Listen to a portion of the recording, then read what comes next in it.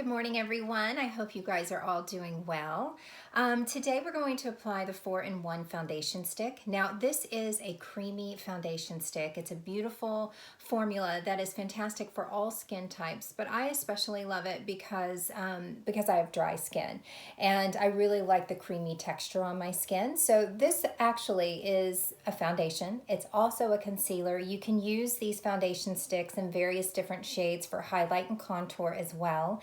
But it is very rich on the skin, and it hydrates the skin. So that's why I really, really like it for my skin type. So if you have dry skin, this might be a foundation perhaps that you might want to try if you have not tried foundation stick cream foundations before. So I'm going to apply it today. There's a couple of ways you could actually apply it. You could apply it with the Skin Perfecting foundation brush.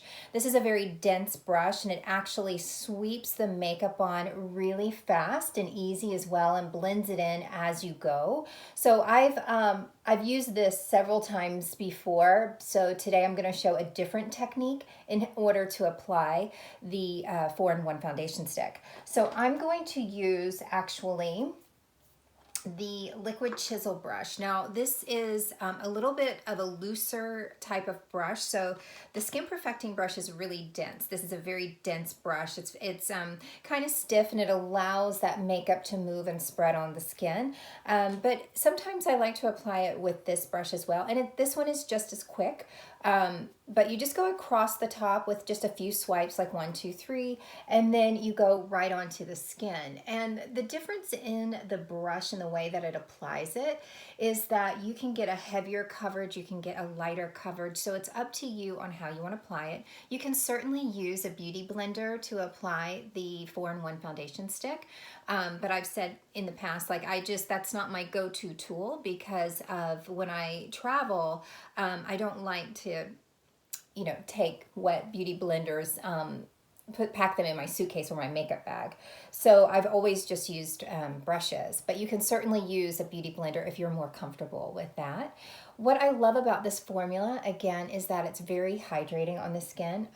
If you have oily skin, you may want to use one of the mattifying primers, a silicone-free primer, if you will, prior to using this, because this is a little bit more emollient on the skin. And so I think you would be happier by using a mattifying primer. But I'm just going to sweep this all over the skin really quickly. And again, really concentrating it underneath my eye area where I need that little bit of concealer, going across the forehead. Now I tend to kind of apply and spread the product towards the hairline, so you can certainly do that as well. And then go back and then concentrate it by stippling. You'd want to stipple in areas that you want that little bit of coverage. So let's say you have a little bit of redness on the cheeks, maybe it's rosacea. You just go over and stipple that area. If you have like a hyperpigmentation, if you have age spots, things like that. I mean, let's face it, we all get those things. So you just stipple over that area right there, and you get that little bit of coverage. But again, the idea of a natural face is not to have the full face covered. It's just concentrating it in those areas that you need it, and then lightly sweeping it in areas that you don't so much need a lot of coverage. So for me, I don't use a lot of coverage at my nasal labial folds because, again, I'm very self-conscious about this area. And so I just, lightly sweep over that. And then when I use my setting powder, that's where I kind of go over that area, but very lightly. And the same for underneath my eye area. I just use this very lightly underneath my eye area, and then I'm going to get the most of my coverage if I need more from my 4-in-1 powder. Now for setting this, you could do a couple of options. You can, if you love the finish of this because it does give you this beautiful kind of skin-like look, you could actually just use a translucent powder. And that looks totally fine on the skin, but it does give it a nice little set. I always like to set cream foundations, so you could certainly do that. I'm just going to use a fluffy brush. And if you just wanted to use a translucent powder, it doesn't change the color. It doesn't add color to the foundation, and it doesn't add additional coverage. All it's doing is just setting the formula, whether it's a liquid or a cream. So this is a great option if you want to keep your foundation looking really light. For those of us who want, my little comfort blanket, my little 4-in-1 pressed powder. I could also use a powder brush or a fluffy brush, dip into my powder and apply it the same way. I prefer my 4-in-1 powder, but you could go translucent or you could use the 4-in-1 powder. But you don't need a lot of coverage. You're just lightly tapping it again and concentrating it in areas. If you're going to wear like a powder foundation, not a powder foundation, sorry, but a bronzer or blush and things like that, you just want to have that little bit of set to the skin before you apply the additional powder. So for me, of course, I'm going to apply my Mineral Glow because that's my go-to for bronzer every single day. And so I'm just going to use this around the face. And again, this bronzer, if you've never used it, it does look phenomenal on all skin tones. So if you're fairest of the fair to, you know, the warmest skin tone, you can use this. It really adjusts to the skin, and I think that's why I like it so much.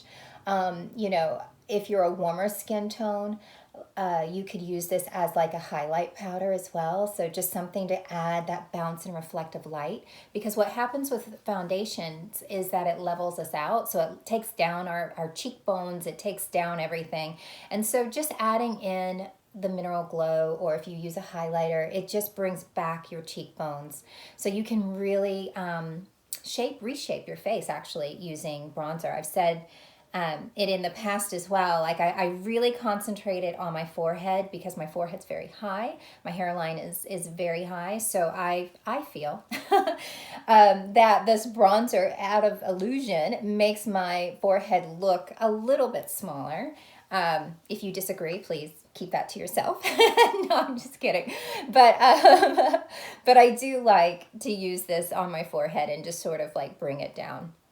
And again, where I have like baby hairs and things like that, I really push it into that a little bit over the ears because, again, if you're using, you know, a powder, a foundation, a bronzer, all of that, you don't want your ears to be a totally different color from the rest of your skin. So, and you can take this on to the neck, the décolleté as well, wherever you want to put it. So that's why I love her. Today I want to use a new blush today, or a different blush, not a new blush, but a different blush. I'm going to go, pardon me, as I reach, I'm going to go into my kit and grab my Out of the Blue blush. And this is my Beam of Light blush. So this has a highlighter. It also has 2 tones of blush. And so I'm going to play in this one today. So I'm just going to swirl my brush into all of it. And I normally will hit it off the mirror as well if I'm not using the mirror. But I always take that first hit of powder off the brush. So that way I feel that when you go to the skin, you get a more even application. A little bit of a hit. I'm going to go across my nose as well.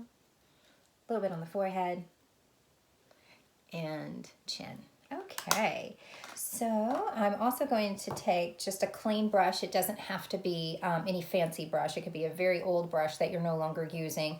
But one of the tricks that I learned when I was very young, just getting into makeup, a makeup artist taught me this, is to take that brush and you don't dip it into powder, but you just blend everything together. So that way, again, if there are any lines, you really blend that together. And this brush does not hold color, but it really blends all that makeup together so it looks more natural on the skin. And then your last little touch is going to be your setting spray, whichever setting spray you choose today. I'm going to use the Litmus setting spray. I'm going to shake it up and then just give my skin a little mist, and this is going to set my look for the day. And that's it. So I hope this helped you guys. If you've never used a cream foundation before, they are quite easy. The trick of it is less is more, and it's actually buildable.